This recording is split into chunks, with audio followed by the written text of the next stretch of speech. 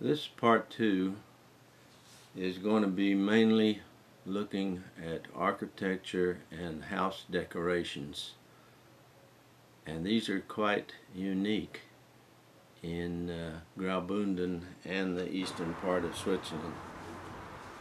They're called graffiti after the Italian artist. However, if you pay particular attention to the window casings, the corners of the buildings, and along the eaves of the buildings, you'll see that just about all of them have some very interesting designs about which I have no clue as to any meanings. This building on the left is undergoing construction, so I never saw it, but they were working hard. This is the main square, and this building behind, you see the tower. That's all that remains of the old Romanesque tower that was built here when the Romans used to come across Graubunden Pass. Here is a bank. Well, it's a decorated bank, for sure.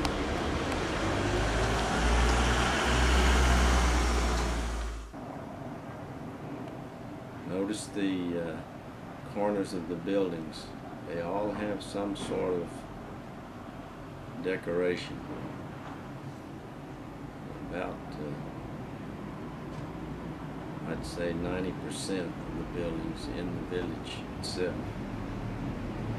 I had never had a chance to really wander around in this village because I'd always been there just for part of an afternoon, and then one night in the afternoon was spent hiking up to Preda. This time I had a whole free afternoon so that I could dawdle around and poke around and peek around. The tourist office people were very helpful, and at least one of them spoke excellent English. It can get busy in the middle of an afternoon here because a lot of the cars that come through the Graubunden Pass come to Bergen just to see it. You can bypass it. A lot of them don't. They're looking for a place to stop, have a drink or something like that. It's kind of funny to walk into one of these buildings and find out that even though it's decorated quite lavishly, it's a grocery store or hair salon or a lawyer's office or even the tourist bureau. But business goes on. I would really love to be around sometime to see a house painter working on these facades.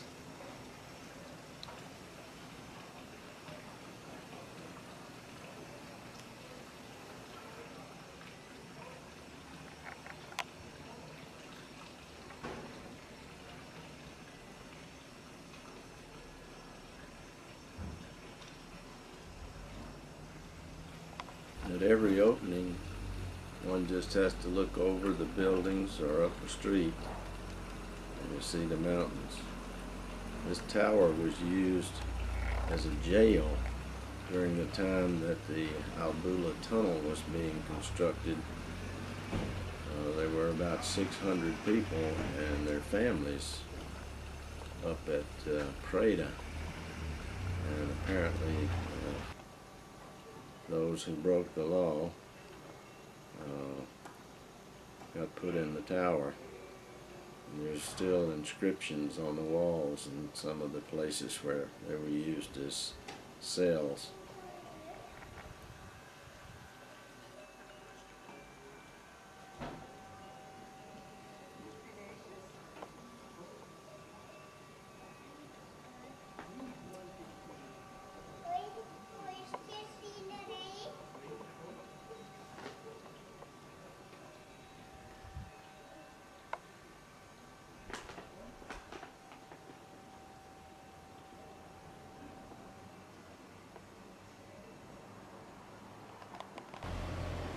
takes real religion to walk up the hill to this little church, but that's in a separate little community.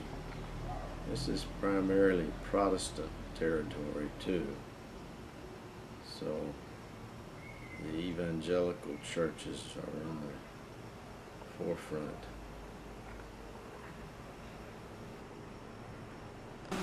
This is the village square, and it has a nice fountain in it. I counted about 4 or 5 fountains in the little village itself, so there's always the sound of it. Here's a little park that's right across from the hotel with its own little fountain.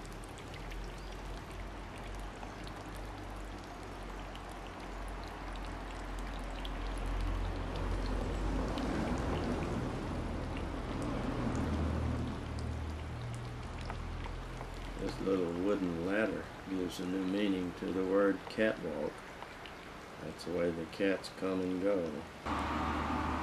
Here's the patio in front of the hotel. And a German lady comes up who's just new to town. She's trying to decide to interrupt me while I'm making this video. And when I stopped, it turned out all she wanted to know was the table service out here. And would I watch her back because she